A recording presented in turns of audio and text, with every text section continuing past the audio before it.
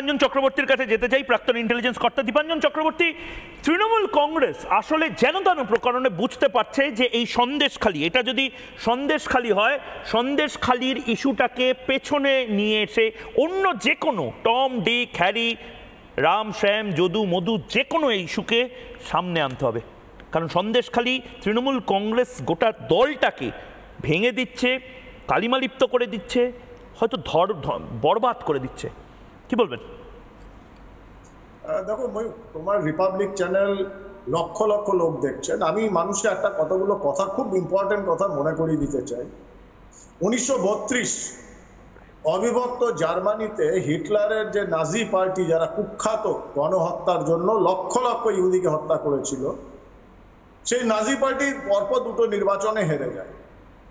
1933-এ বিধানসভা, যেটা ওদের জার্মানি রাইখস্ট্যাগ, সেখানে আগুন লাগে এবং লোকে বলে, এবং ঘটনা এটা হিটলার করিয়েছিল ওই আগুনের ঘটনা, এবং সেই সুযোগে মানুষের আবেগকে কাজে নিয়ে সমস্ত বিরোধীদের দলিত করে দিয়েছিল। এবং শুধু তাই নয়, লক্ষ লক্ষ 50 লক্ষ ইহুদিকে ধ্বংস করে দিয়েছিল, সারা পৃথিবীতে দ্বিতীয় বিশ্বযুদ্ধ হয়েছে।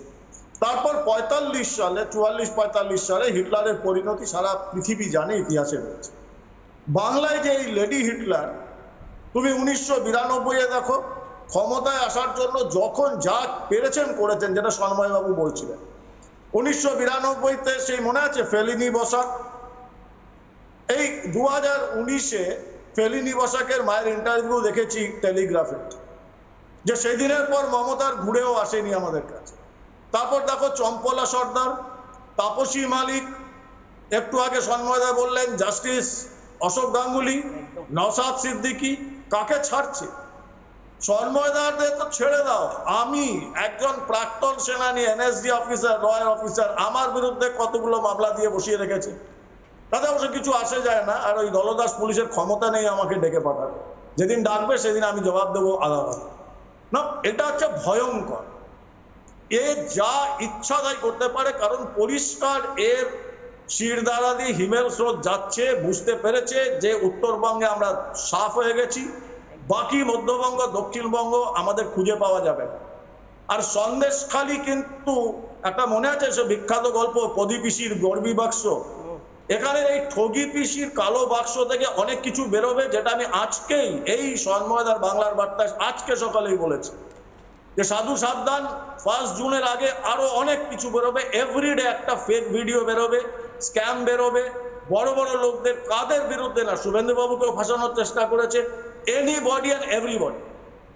কিন্তু সমস্যাটা কোথায় জানো? মানুষ আর চুপ করেনি, মানুষ জেগে উঠছে। যত মানুষের গলা দাবানোর চেষ্টা করবে, মানুষ তার জবাব ইভিএম এ দেবে, আর দেবেই। একদম একদম। এবং তার পাশাপাশি আমাদের সঙ্গে এই মুহূর্তে অভিজিৎ গঙ্গোপাধ্যায়, তমলুকের প্রার্থী অভিজিৎ গঙ্গোপাধ্যায় রয়েছেন। অভিজিৎ বাবু, অনেক অনেক স্বাগত আপনাকে। আমার একটাই প্রশ্ন আপনাকে, তৃণমূলের ভয়ের নাম কি সন্দেশখালি? যে দলের উত্থান নন্দীগ্রাম থেকে, আপনি যেখানে আজ ভোটে দাঁড়িয়েছেন সেই তার মধ্যেই নন্দীগ্রাম রয়েছে, সেই দলের পতন কি হবে সন্দেশখালি? এবং সে কারণেই যারাই সমালোচনা করছে সন্দেশখালি নিয়ে, তৃণমূল কংগ্রেসকে নিয়ে কেস দাও, কালি চিটিয়ে দাও, এমন কিছু বলে দাও যার জন্য তাকে মনে হয় যে সে পার্টিজান। আপনি যাচ্ছিলেন, আপনাকে বলে দেওয়া যে আপনি একটা দলের জন্য বোধহয় এই গোটা রায়গুলো দিয়েছিলেন। কোথাও মনে হচ্ছে যে আসলে মমতা বন্দ্যোপাধ্যায় বা তৃণমূল কংগ্রেস ভয় পেয়ে গেছে, আতঙ্কে আছে যে এটাই পতনের মূল। অভিজিৎ বাবু।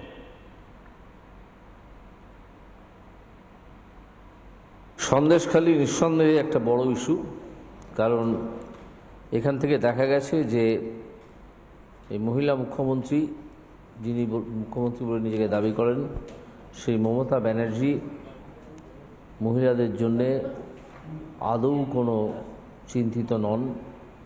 ওখানকার মহিলাদের যেভাবে অপমান করা হয়েছে, অবমাননা করা হয়েছে, তাদেরকে যেভাবে মডেস্টি আউটরেজ করা হয়েছে,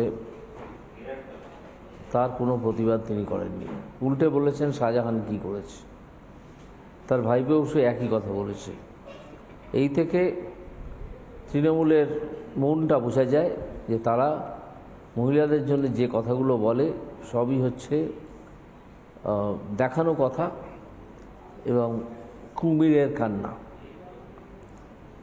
আর সন্দেশখালীতে অনেক লোককে কেস দেওয়া হচ্ছে তার কারণ যাতে তারা সাক্ষী টাক্ষী না হয়, সেই জন্যে তারা নিশ্চয়ই অনেক ফ্যাক্ট জানে যেগুলো প্রকাশ্যে সাক্ষী হিসেবে দিলে তৃণমূলের বিপদ হবে, সেই জন্য চেপে দেওয়ার চেষ্টা চলছে।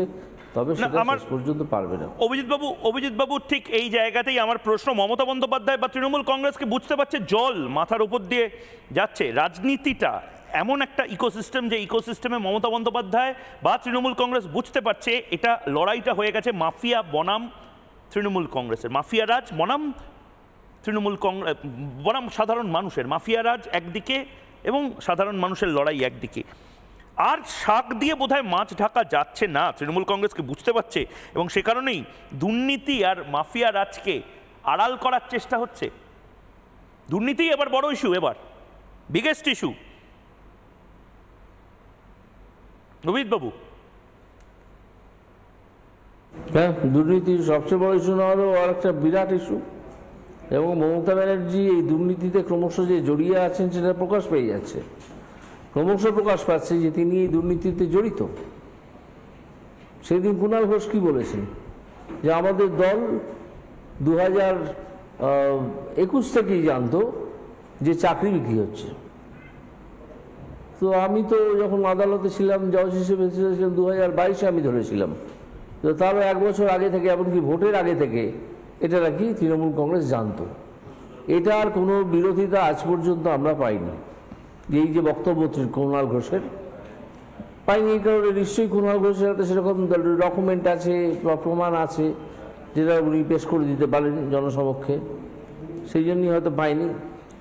কিন্তু এই কথার পর এবং এই কথার দাবি, এই কথার প্রতিবাদ না হওয়ার পর যেটা পড়ে থাকে সেটা হচ্ছে তৃণমূলের সবাই, মানে মাথারা সবাই এই দুর্নীতির সঙ্গে যুক্ত, বুঝলেন? বেশ বেশ বেশ, অনেক ধন্যবাদ। আপনি প্রচারের মাঝে জবাব চাই বাংলার, রিপাবলিক বাংলাকে যে সময় দিলেন, অনেক অনেক ধন্যবাদ আপনার।